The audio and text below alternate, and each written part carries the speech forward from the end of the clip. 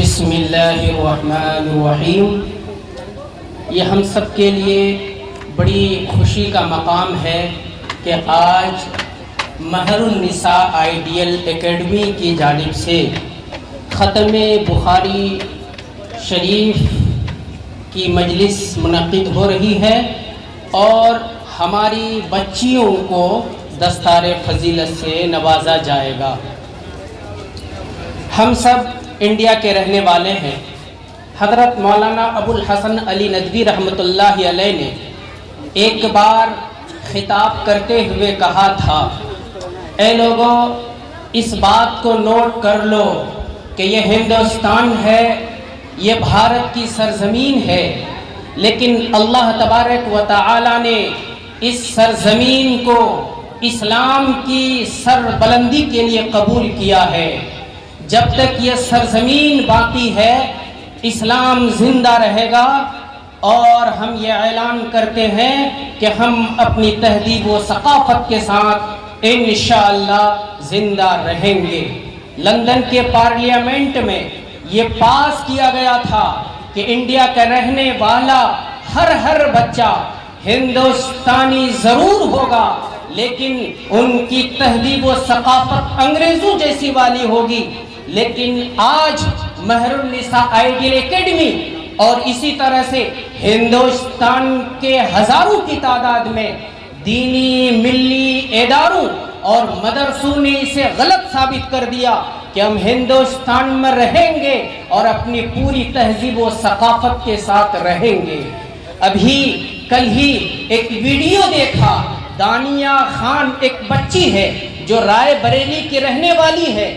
اور اس نے اسلام کو چھوڑ کر کسی غیر کے ساتھ راہ فرار اختیار کر لی، لیکن آج اپنے بچوں کو جو دستار فضیلت سے ہم نواز رہے ہیں،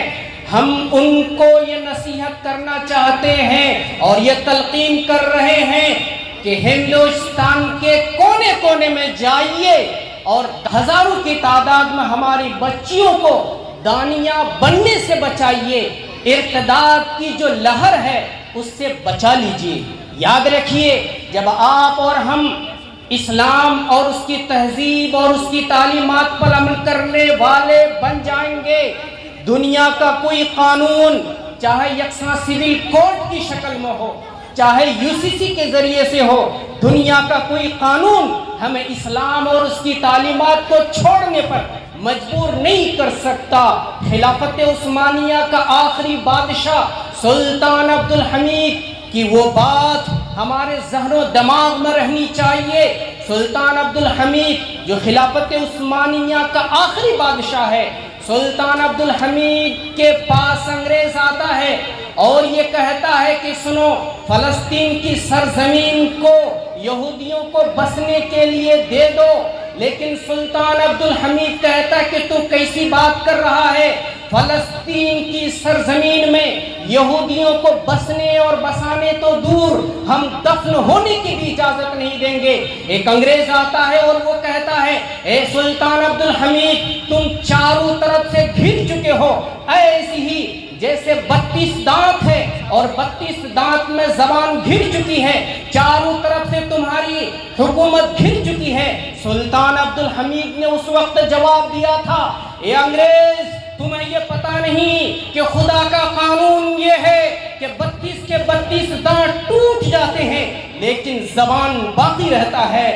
اور سلطان عبدالحمید یہ اعلان کرتا ہے کہ سنو، جب تک میری سانس باقی ہے فلسطین کی سرزمین میں تمہیں بسنے تو کیا، ہم دفن ہونے کی بھی اجازت نہیں دیں گے۔ میرے عزیزوں، میرے بزرگوں، اور خاص طور سے ان بچیوں کے جو گارجین یہاں موجود ہے، ہم آپ کو یہ کہتے ہیں کہ اگر ان بچیوں کو دستار فضیلت سے نوازا گیا ہے تو آپ یہ تہیہ کیجئے کہ ان بچیوں کو ہم دین کے لیے وقف کریں گے، دین کی تعلیم و تبلیغ کے لیے، اس کی اشاعت کے لیے وقف کریں گے۔ وہ اپنے محلوں میں جائیں گی، سماج و معاشرہ میں جائیں گی اور وہ دین کا پرچار کریں گی، اسلام کی سربلندی کا اعلان کریں گی اور یہ کہیں گی کہ اسلام سربلند ہے اور سربلند رہے گا انشاءاللہ۔ انشاءاللہ ہم لوگ کہیں گے، ہر حالت میں اپنے دین پر قائم رہیں گے. حالات آئیں گے, طوفان اس سے ٹکرا جائیں گے, لیکن ہر حالت میں ہم اپنے دین پر قائم رہیں گے. ویسی ہی جو ایک صحابہ رسول ہیں حضرت سفیان بن عبداللہ ثقفی رضی اللہ تعالیٰ, نبی کریم سرکار دو جہاں صلی اللہ علیہ وسلم سے سوال کیا کہ اللہ کے رسول کوئی ایسی بات بتائیے کہ پھر کسی اور سے پوچھنے کی ضرورت پیش نہ آئے. میرے نبی نے کہا تھا قل آمنت باللہ ثم استقم, یہ کہہ دو کہ ہم نے ایمان لایا اور اس پر مضبوطی سے جم جاؤ. انشاءاللہ ہم یہ اعلان کرتے ہیں کہ ہم نے جو کلمہ پڑھا ہے, جب تک زندگی ہے, جب تک سانس ہے, اسی کلمے اور اس کے تقاضے پر عمل کریں گے انشاءاللہ, اور ہماری موت آئے گی تو کلمہ اسلام پر. وما علینا الا البلاغ.